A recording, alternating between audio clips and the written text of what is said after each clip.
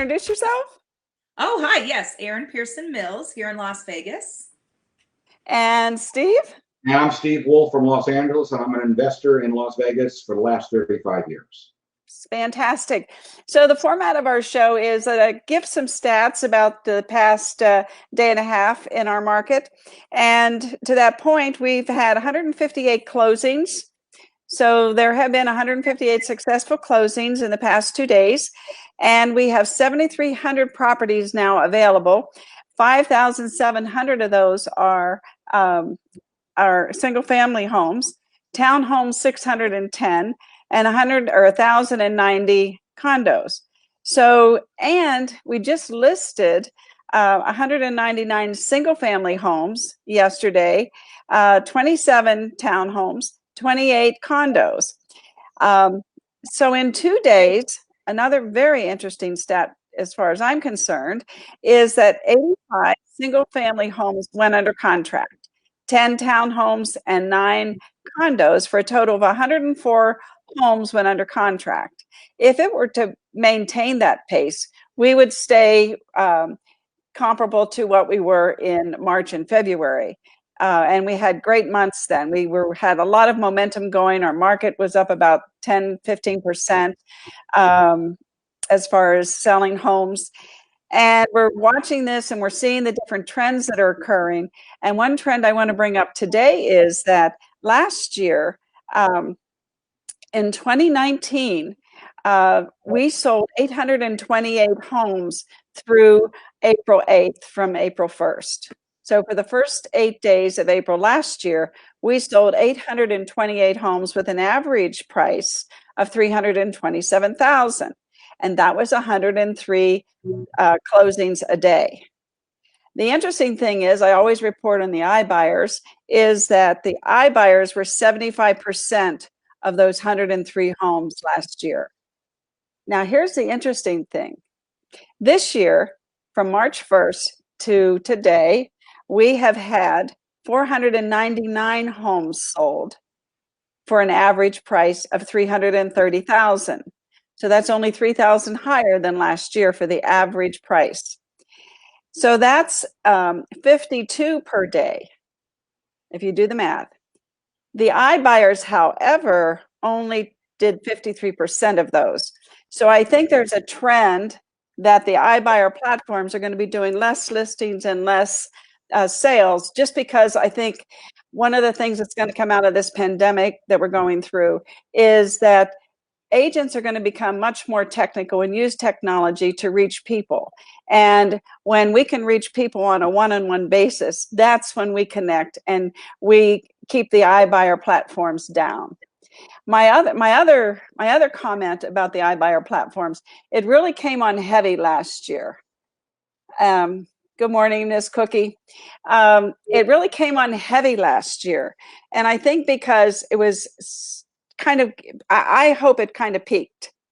In other words, all the people that wanted to get out, wanted their cash, wanted to move on, whatever their modus, their reason for doing it, I think they did it. This year, I think you're going to see a slower or a less amount of iBuyers. Erin, does that make sense to you? Yeah, it does. And you can see the trends right now with Redfin letting all their agents go, 41%. Yes. I know that there've been a lot of halts and closings with them as well. Something I might want to say here about the iBuyers, I also, that people know, I'm also a real estate broker in Los Angeles. I work for RE/MAX and done it for almost 35 years. So I have a lot of experience with this. What I'm seeing now with the iBuyers, at least here, it's gone completely. Because what happened is those people were getting their money and their funding through Wall Street's hedge funds, and those people all lost their money 3 weeks ago. Wow. That's one of the big things. The funding on it's gone. That's huge. They got to fund all these homes in cash, right? That money's got to come from somewhere. Correct. Right? Yes. But that's a really good point, Steve, that you bring up. The stock market has all the big investors have pulled their money, and a lot of them are buying bonds. Mm-hmm. Mm-hmm. Yeah. Yeah. And then they're pulling out of this whole thing. So Open Door, for example, I think they ran out of money last week. I mean, they can't fund these deals anymore. Wow. Amazing. Yeah. And if everybody knows, they had a 3-year plan. Their 3-year plan was to take all this money and get a name for themselves, whether or not they made money or not. I don't know if everybody knows that. They figured it would take 3 years getting all the money that they had accumulated from investors to brand themselves and to run advertising and actually become, like a brokerage themselves. But the money ran out evidently before they got to that point, if they're pulling out of the market. Steve, wouldn't you agree with that? Well, yes, and also they got a finite market also. I mean, I've only done in the last 1 year, I worked with one iBuyer as a listing agent. Now, it was good for me because I double popped it. He acted as a principal, okay? But I will tell you, I was totally unimpressed. He gave my seller $90,000 less than what I deemed to be fair market value. She had been a cancer survivor and wanted to retire and move to Texas. So she was highly motivated and wanted out of this house like yesterday, okay? So they swung in with an $80,000 below fair market deal, and she took it against my advice. We closed in 15 days, and he said he's going to go change floors and do this and do that. They put about $60,000 into it, and when I last checked the MLS, he lost $45,000 on the deal. So I'm not impressed with what these people are doing. I think they lose a lot of money on a lot of these houses, is what it looks like to me. Well, it's hard to replace us human beings. Yeah, yeah.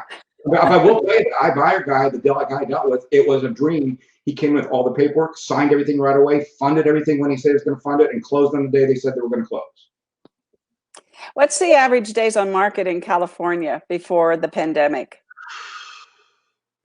Under 1.5 is usually about 20 days. And that's pretty much here. And so one of the main things the iBuyers were saying is that, we can give you fast cash. Well, our closings are fast anyway.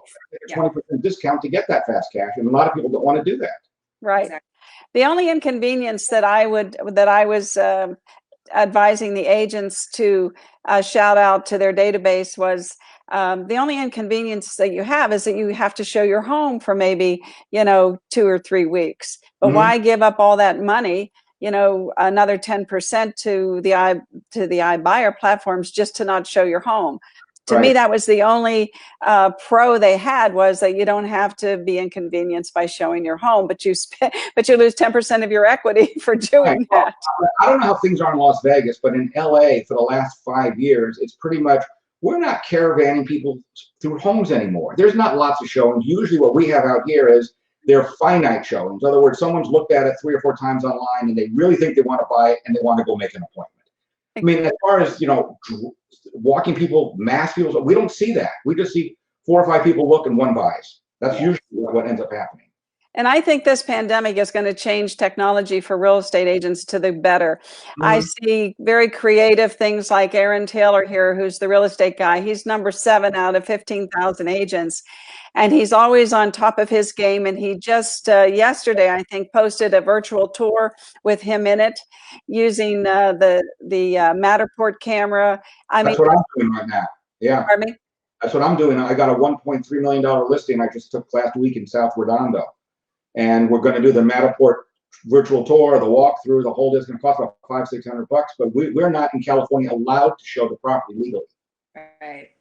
Yeah, we're not allowed to. So everything is virtual. What's happening is we got all these liability forms that when you really get down to it, you have the buyers sign off that they're going into somebody's house and you're not liable. I mean, there's all forms all came out from California Association of Realtors yesterday. This is all new. So it's very hard that we have to have sellers sign agreements that people are going to be in their homes. We don't know what their health status is. I mean, the liability on this is unbelievable. What we're trying to do to get to a house.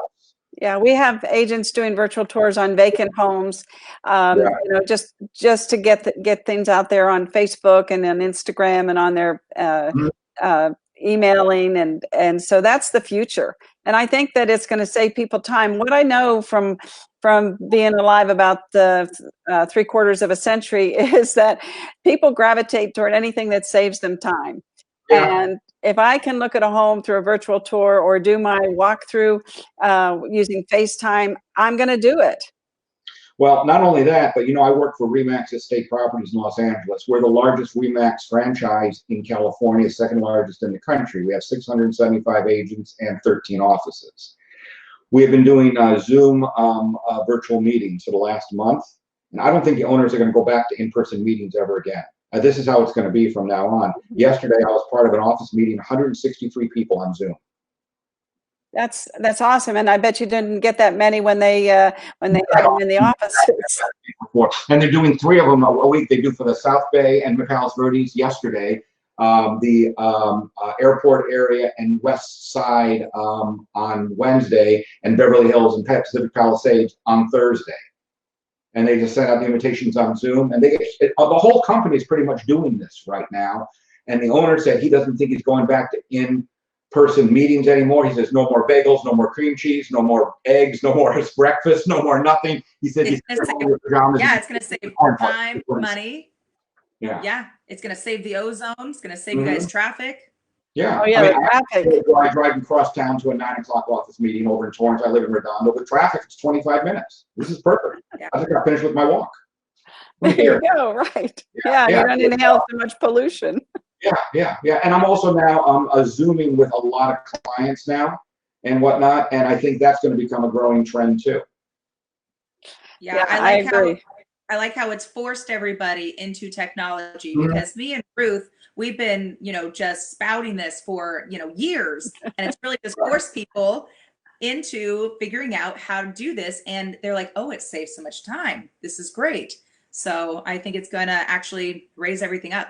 Well, also, I think we're going to lose a lot of agents who are older and can't embrace this anymore.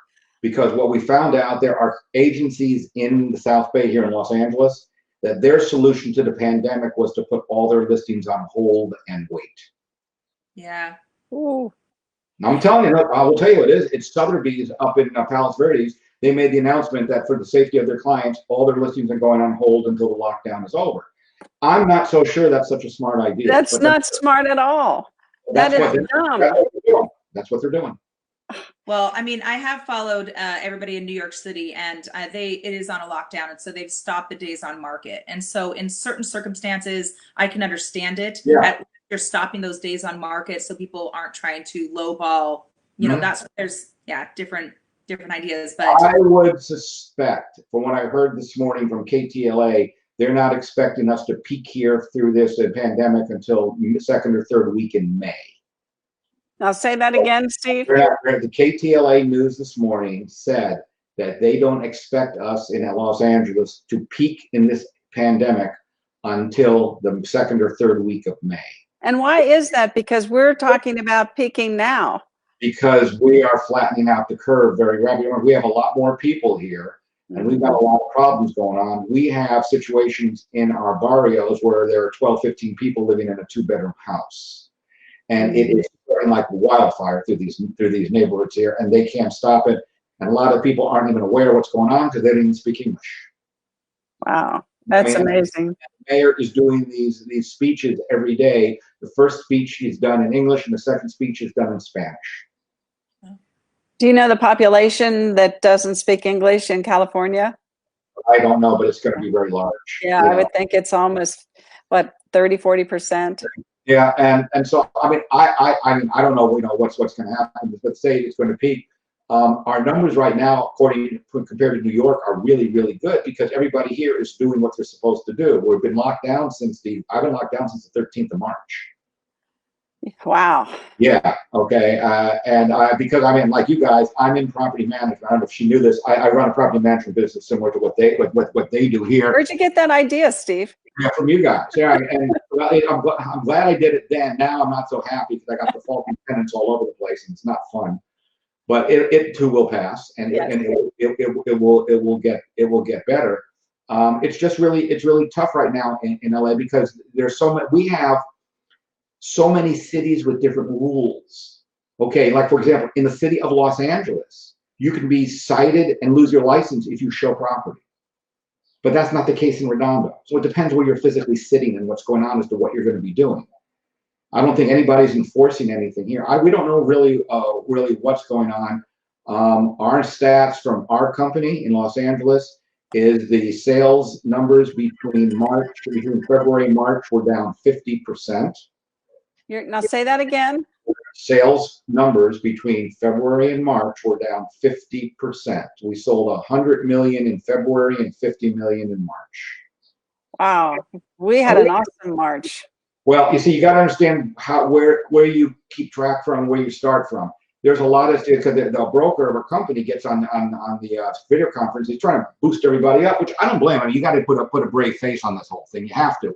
But, you know, he was saying that we went into this thing with 480 pending transactions in the company.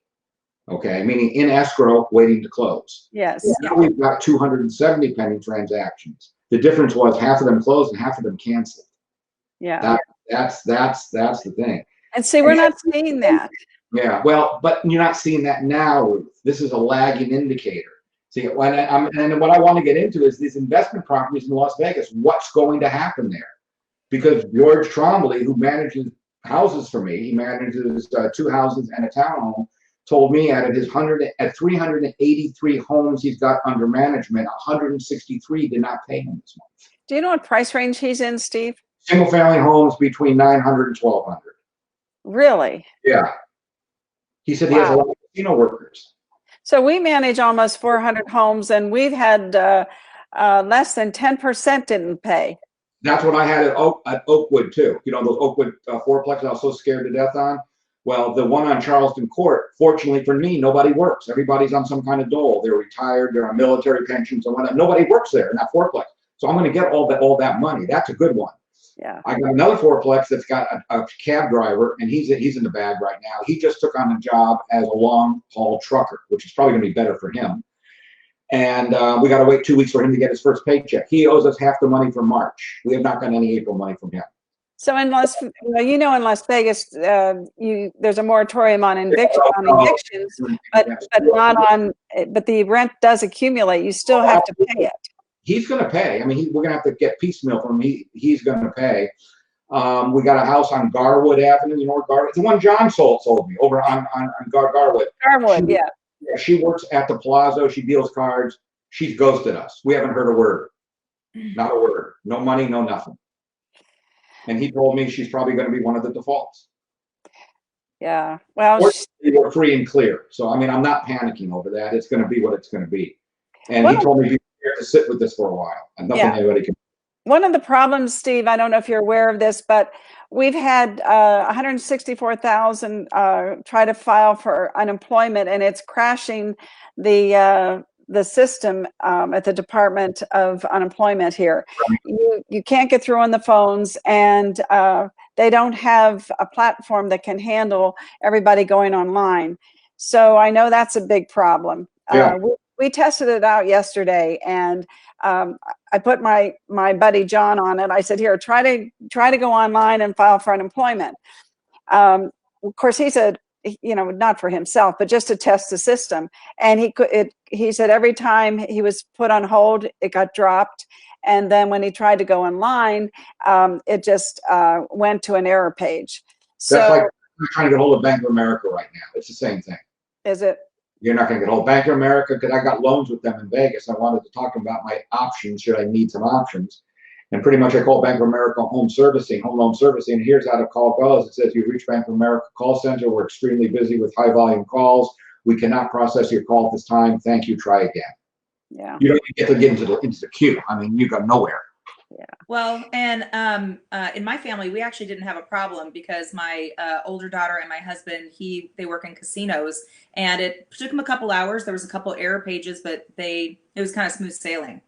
Okay. On that note, let me ask you guys a question. I've heard various rumors. I'm taking you guys live there. You know what's going on.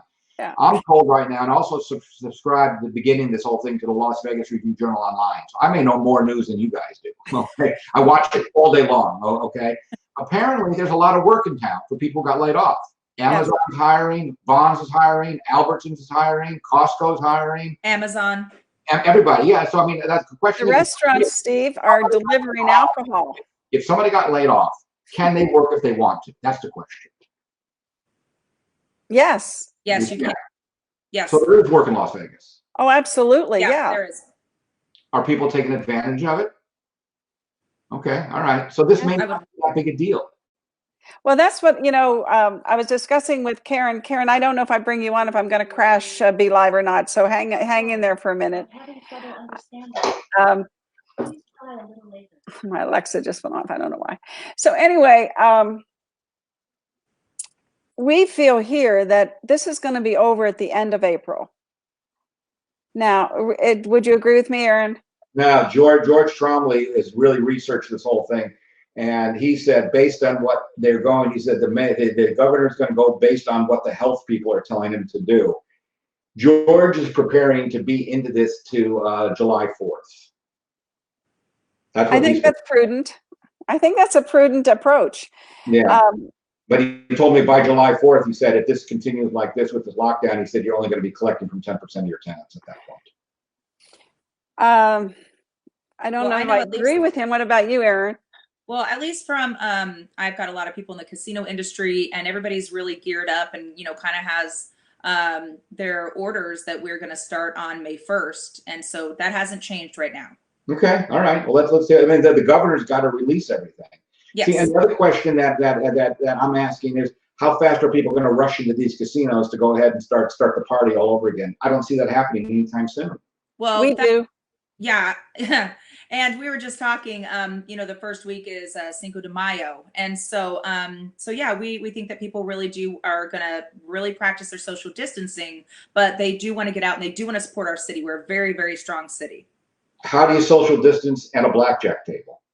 What they did as it was tapering off. And so they turned on every third casino machine. At the blackjack tables, instead of whatever it is, 6 chairs, there was 3 chairs. So. Can they make money in the long run doing that? Well, here's one thing about the casinos that I did my research on. They have reserves for 9 months to 2 years. Right. That they could. Your journal said they gave the cash burn of all your casinos, and the Red Rock has got 13 months, and Caesars has got 5.5, according to Wall Street's cash burn on all these businesses. That I don't know. I'm talking about reserves and how long they can exist. The MGM I think has 18 months. And that MGM does not own their properties anymore. Pardon me? MGM Resorts does not own their properties. Neither does Schindler Adelson, and neither does Caesars. They all sold to BlackRock 18 months ago. They're all tenants right now. But they have reserves. Yeah, but they have reserves. Yeah. So if they start back up, Steve, this is a scenario. If they start back up and their employees are getting paid again, right?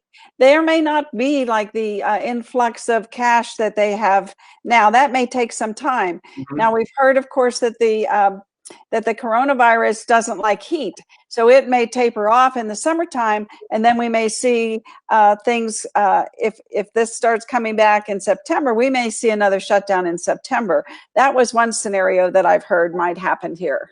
Okay, but that's going to be tough on everybody. Except September, it's probably going to be October here because it's still hot. The first time you put on a coat is Halloween.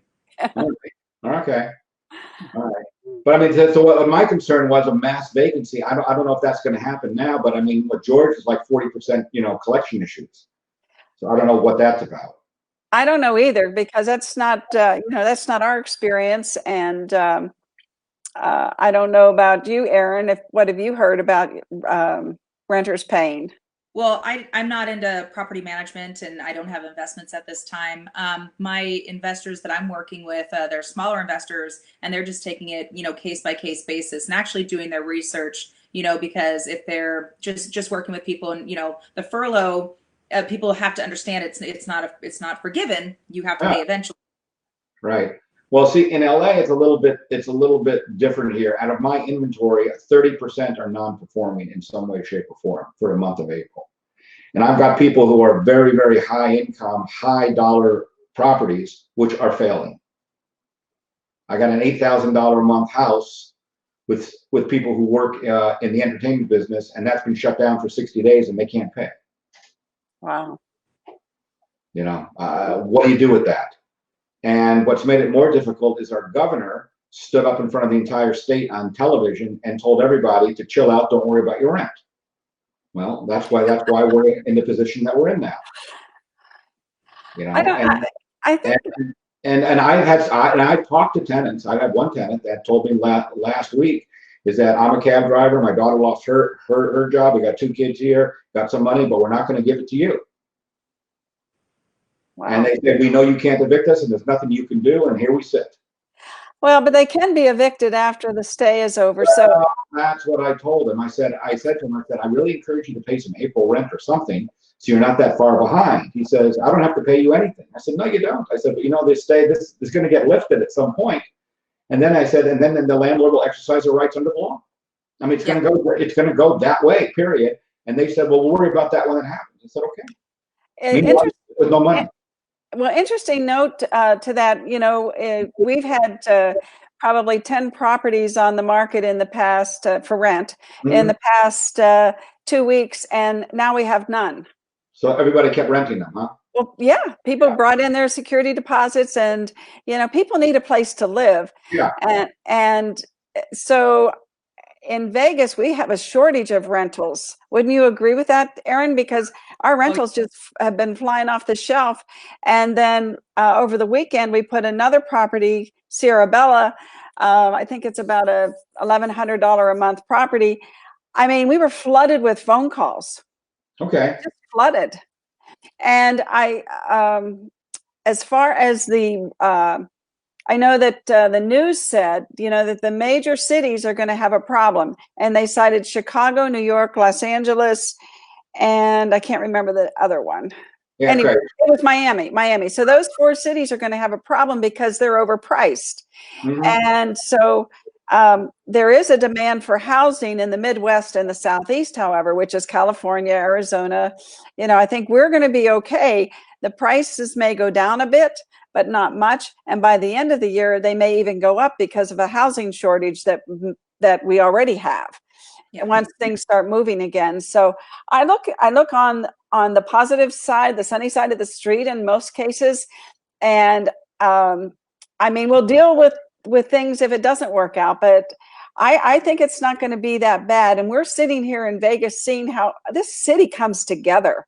Don't you think, Erin? I mean, it's amazing. And that's because we're not as big as you, perhaps, Steve, you know? Well, let me ask you this. What portion of your economy is gaming? Because it looks to me like there's a lot of other stuff going on besides gaming that keeps people going. Oh, there's a lot of jobs here besides gaming. I don't know the exact number. At one time, several years ago, it was 80% of our livelihood was from gaming, but it's come down quite a bit. We have a lot of industrial. We have Google here now. We have Amazon. We have, you know, we have sports. And it'll be interesting to see what happens if the Raiders open up.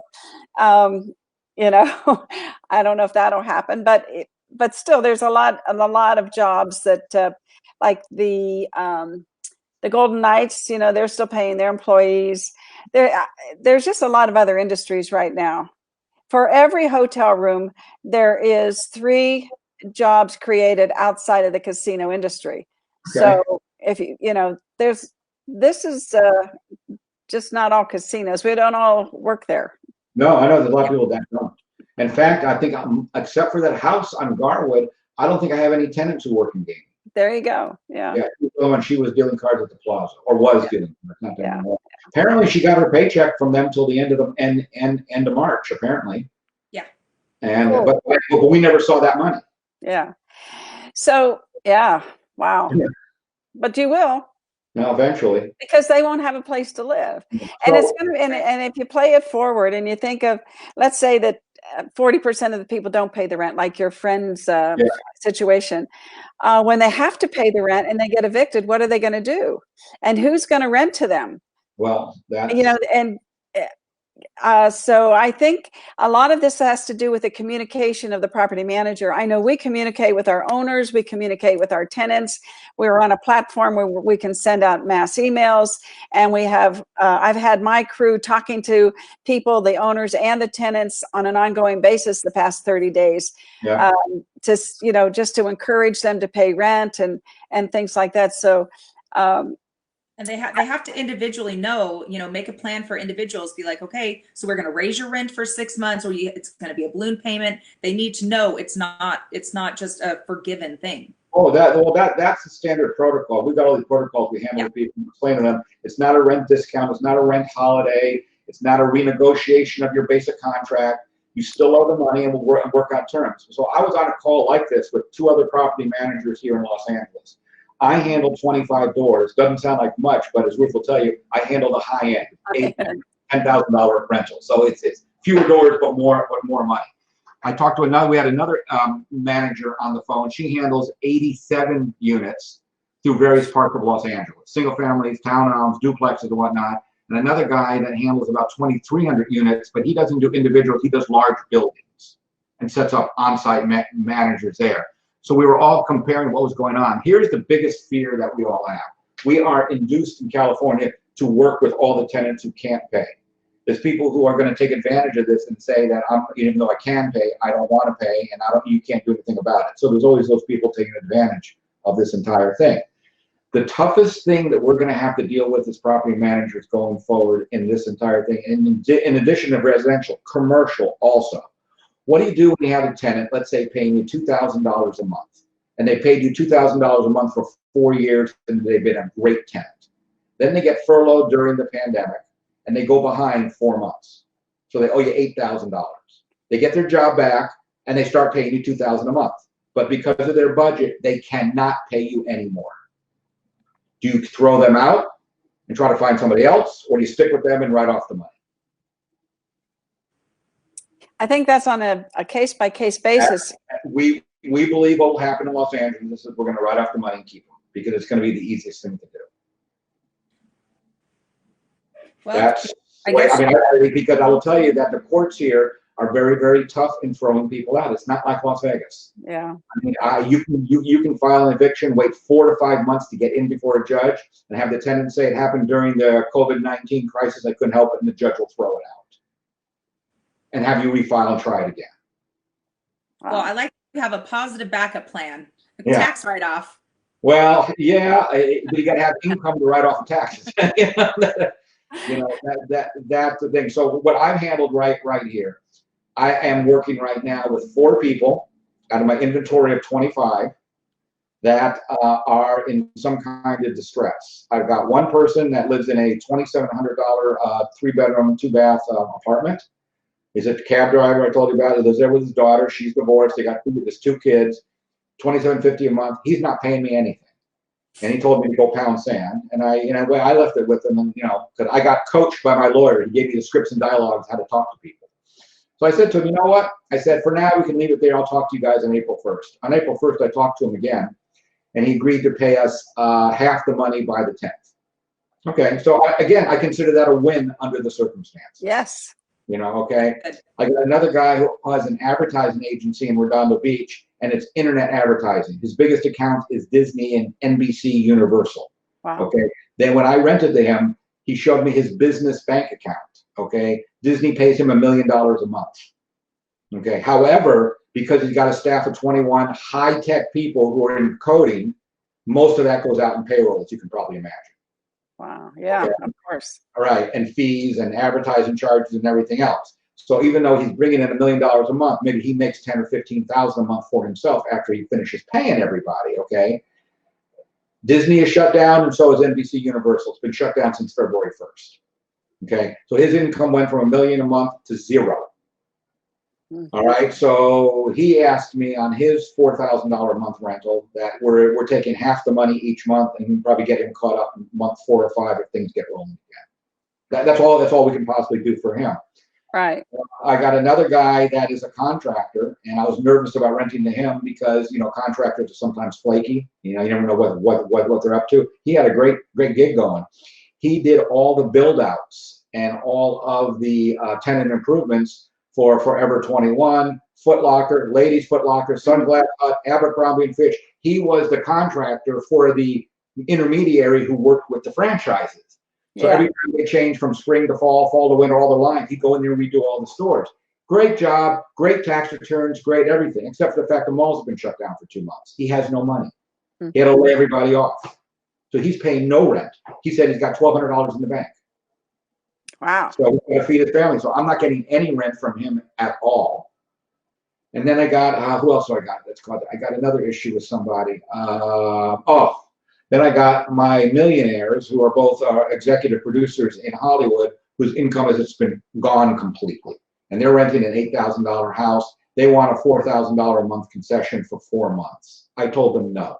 I said, we'll give you a $4,000 concession for April and May, or for May and June, and then we'll see what it looks like at that point. I'm not going to let these people get 16 grand into us on this house. Right. Yeah. Yeah. Steve, I'm going to see if I can bring Karen. Karen, are you still there? You have a question for us or a response to Steve you'd like to share? I'm going to try to bring you on and see what happens. Steve, normally I think only 3 people, but here we go. See if she can come on. I may get, oh, you're there. You are. Am I there? You're there. Hey. Steve, this is Karen Cocchiaro. She owns a real estate company called Advantage. She used to be one of my agents for years and years, and she went out on her own, and we've been friends and associates forever, right, Karen? Yeah, it seems like forever, right?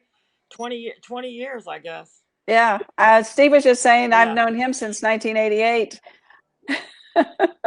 Wow. Yeah, I forgot who you and John were working. You and John were working for somebody. Yeah, I forgot who you guys were working for at the time. Yeah, we were working for Remax Advantage. No, before that. Oh, yeah, we were working for Jack Matthews. Remax hadn't come to town yet.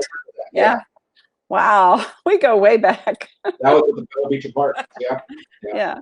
So, Karen, Steve's concern about, I don't know if you were listening to everything, but his concern is, what is your take on the renters in Las Vegas? Let's say April hasn't been too bad for us, and Steve fared out pretty well. But what do you think is going to happen in May? I'm like you. I'm kind of optimistic. I think we're going to get back to work in May. I manage a few properties. I don't have a lot of properties, but I have a couple of agents that do a lot of rentals. And they are just busting loose with renting property. And so, we run a lot of leads for a couple of different property management companies. And I mean, we can't keep up. It's people are clamoring to rent. They've got the money to move in. So somebody. Where are they working? Where these people who are renting? Where do they work? What do they do? Well, I mean, a lot of them I think are construction. I had commented a little while ago. There's still a lot of construction here going on, and that is still moving forward. So, I think they're construction. I think they could even be, I don't even know what some of them are doing. But they are working, I have a couple of people, that I manage properties for. I have one right now that's waiting for unemployment. So they paid part of their rent. They paid as much as they could. The other person paid half last week, and they're going to pay the other half this week. So people are trying to do the right thing. I mean, I believe that they really have the right intentions, and unless the whole world falls apart, they're going to try to pay and do what they should be doing. I mean, that's just my take on it, but I'm a very optimistic person. All right. Well, let's hope it goes that way. Yeah, I mean, just a little so far it is. 6 months, and it's going to be the end of it. I think Las Vegas has always been a very unique market. I mean, I'm licensed in Florida as well, and I still kind of keep up with what's going on down there. And I've always said Las Vegas is very unique. It's different than any city in the country, as far as I'm concerned, as far as real estate. And I don't think this is any different. I think that people are going to get back, and as soon as things open up, they're gonna be clamoring to get out there. They'll have to do the social distancing thing, and they'll take precautions, but I don't see people here, stopping and not living. Well, the grocery stores are open, the drugstores, like I was saying, Steve, or she's saying the construction, and then you have Amazon, you have Google, you've got the delivery services. I don't think it's as gloom and doom as perhaps you were thinking, and I hope that you feel better. Yeah, I do, but I said I just want to see how this is going to pan out, because the longer this goes, the tougher it's going to be. But I don't think it's, of course, here I am again. I don't think it's going to be that long. I mean, they're pouring more money into this than they ever have. And as soon as they have a vaccine, that may even stop the vaccine will be the game changer. Now, if you read an article in the Wall Street Journal from yesterday, Wuhan, China opened up finally. They went off lockdown. Okay. And they were showing what the real estate market is doing there. Like for 2 months, they had 0 transactions. And the first month they opened, they did 5,300 transactions. Yeah, I think it's going to be a great snowball. I mean, tons and tons of my clients that are furloughed, we simply have taken them and just put them right over here. A lot of the buyer's agents and seller's agents are working together to, hold over those transactions. So I think it's going to be a big snowball. All right. Well, that would be good. As long as the tenants keep paying rent, I'm okay. I mean, yes. we have a house closing today. We've had to kind of jump through hoops to get things to come together, right? I mean, we had a seller that didn't want to let any repair people in to do the repairs that needed to be done. We finally convinced them that they can go lock themselves in one room and our guy will come in and take care of everything and do it properly. And so we've gotten past that. We've gotten little hiccups, but you have to you have to be creative. You have to think outside the box. Yeah, our team has a 100% virtual beginning to end right now. So we were already, ready to go with all of our cameras and all of our systems. And so we found we're completely moving forward. We're listing homes, we're selling homes, we're just doing it as safe as humanly possible. Okay. Well, that's what's going on here. But I say it's really, really tough because in LA, every municipality has their own rules. Right. I do think, Steve, that, California, you guys have been hit a lot harder than we have as far as the virus itself. Yeah. When you look at our city, I don't know what we have, 3 million people, I don't know what it is now. 2.3 million. Something. Yeah. I mean, if you look at the cases that we have, I mean, granted, they're going to say, oh, well, not a lot of people haven't been tested, but we're not seeing the per capita amount of people that, a lot of cities are seeing. So, actually, Los Angeles is much better than New York, to be honest with you. Much better. Well, that's better. That's good. Yeah. But they've done the right thing. I mean, they've gotten out here and they've said, okay, you guys, you need to stay at home. You need to do the social distancing, and people are taking heed to that and doing what they need to do, which is gonna whip this. I don't see this being that long here. I see it probably probably a worse problem in many other places. But Las Vegas is a very unique city and a very unique market. Well, according to the USA Today's chart, what they said is Las Vegas had the largest number of per capita unemployment filings anywhere in the country. Yes, that's true. Yeah. Because of the casinos and what's going on. That part is true. But these people are itching to get back to work, and as soon as they can, I think this city's going to rebound. Very quickly. Well, that's good. I'm just concerned if people are going to want to visit town, how the conventions are going to go, and people are going to do conventions in large groups again. That's what I'm wondering about. I mean, I think conventions are going to be slow to come back. We're going to have to rely on our own people in the city, and probably we're not going to have as many tourists, coming back right away. I mean, that's going to take a while. I mean, I see that. Yeah. But hey, we got 2.3 million people here, so they're all itching to get out and do something. All right, so maybe, I know I am. Maybe you're big enough now that it's not going to be the same thing that happened in '88 or '92 or anything like that. No, yeah. I mean, and Ruth and I have been in the business, and I guess you were too. But we went through that catastrophe in 2007 and 2008, and I've said before, if we can live through that, we can live through it. Yeah, this isn't targeted at the real estate market. This isn't the problem. So I think that real estate, when it comes back, is going to come back like a lion, and we're going to have to do 12 months of work in 9 months. 12 months of work in 9 months. Did I say that right? Because there's already been a pent up of buyers that there's a housing shortage across the United States Yeah. of about 1 million homes. And so this is just going to continue to create this pent-up buyer funnel. And a lot of the millennials are coming out of the woodwork now to buy homes. And if the prices go down a little bit, they've gone down like $4,000 on a $300,000 home, they're going to go down a little bit, but then I think they're going to go back up. And that's what chief economist Dr. Ewan of NAR says as well. He says, once this thing passes, which this too will pass, that the market is just going to have a surge and we will make up the revenues that we've lost. Well, yeah, my younger crowd, the millennials or whatever you want to call them, I mean, they are just scratching at my doors going, this is the moment we've been waiting for. They're $4,000 less. What do you think? What do you think? And they're making plans to jump into this. So I think it's going to be time. So the Las Vegas market sounds like it's going to rebound. I don't know what's going to happen in LA right now. I think that the problem, like Ruth said, our prices are too high. Right. Right. I mean, you're a whole different place. Little correction. Yeah. I mean, right now, 3-bedroom. Ruth, did you ever see the Garwood house that I bought? Yes. Oh, you've seen it. Okay.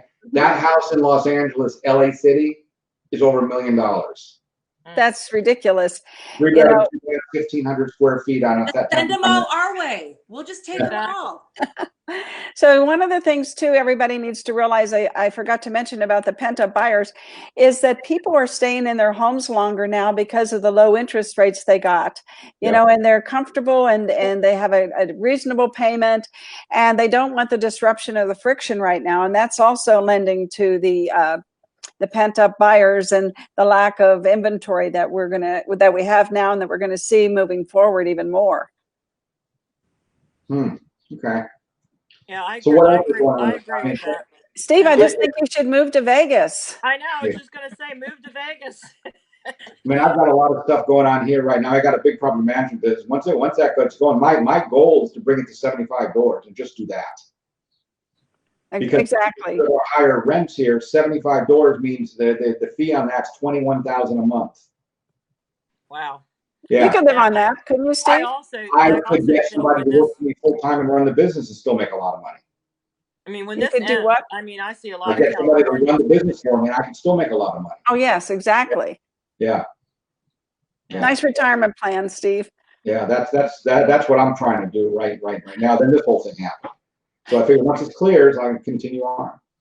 Well, you seem in better spirits than you were last week, so that's good news. I think the fear of who was going to pay rent in April has subsided a little bit. So I'm just concerned about May because I know the longer these things go, the tougher they are. Yeah, but we'll get through it one way or the other. We have to. And you guys really believe the casino is going to open May 1st? Yes. Yeah. Yes. We got our fingers crossed. When I heard your governor on TV day before yesterday, he said he's going to see. Yeah. Yeah. Well, he's going to see. Yeah.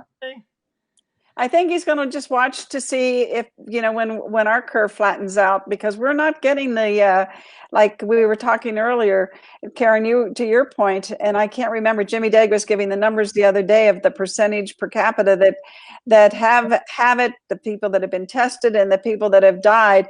We're really on the low end of that scale. But you also have a smaller population too. Yeah. Remember, New York has the problem they have for a couple of reasons. Number one, what they got 15 million people on that small island. Okay, and on top of that, they're all riding around in subway cars face to face.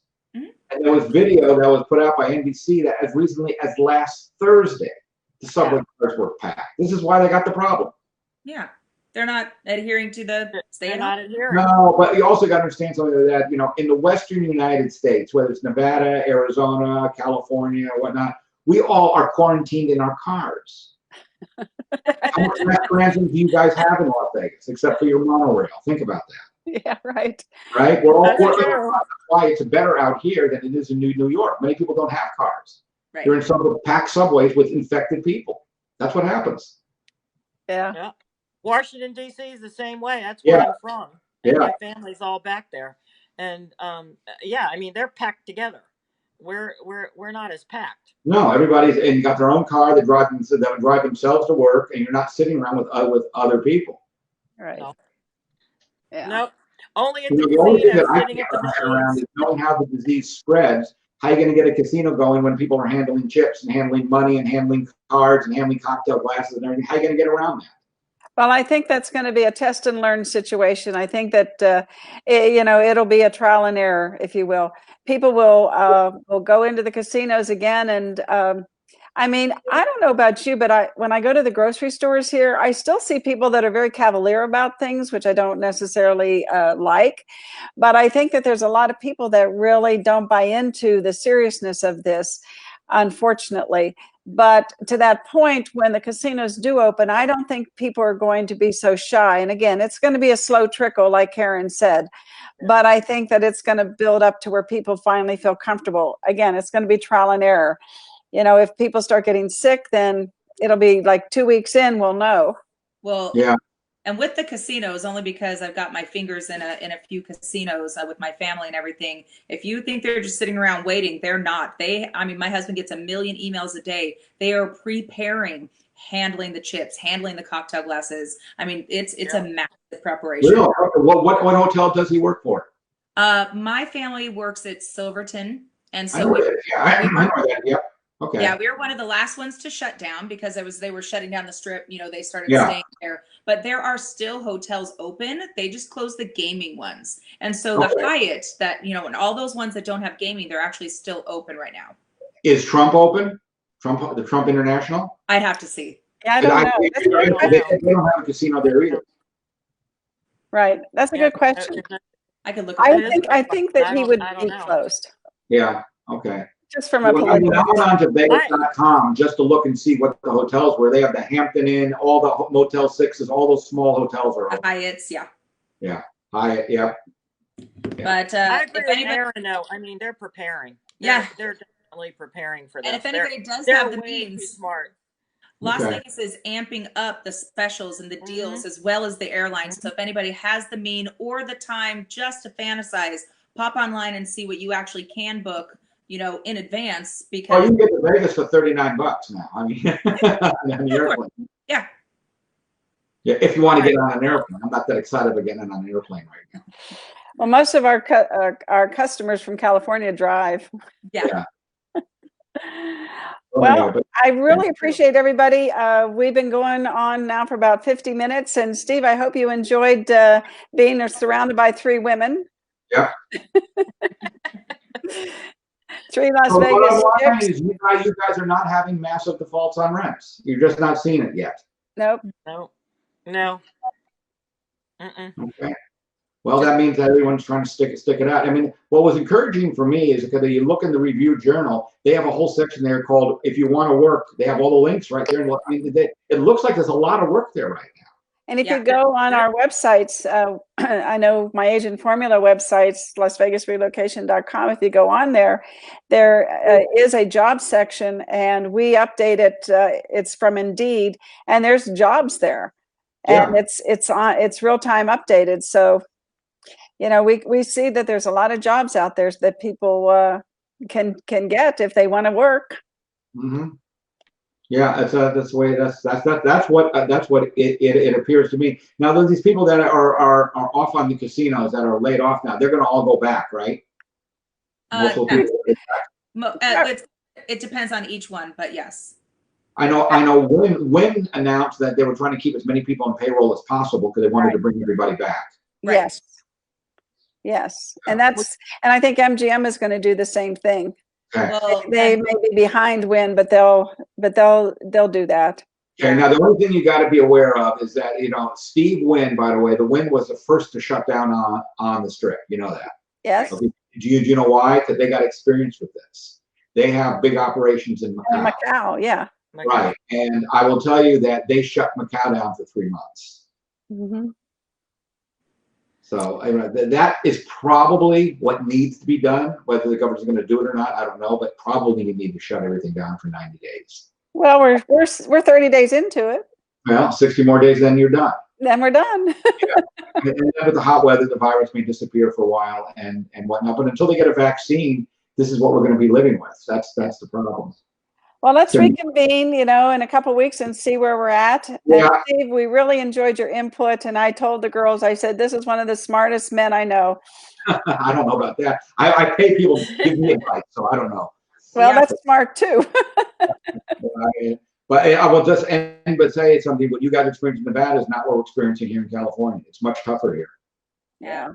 The number of sales that have gone down probably have dropped about 60%.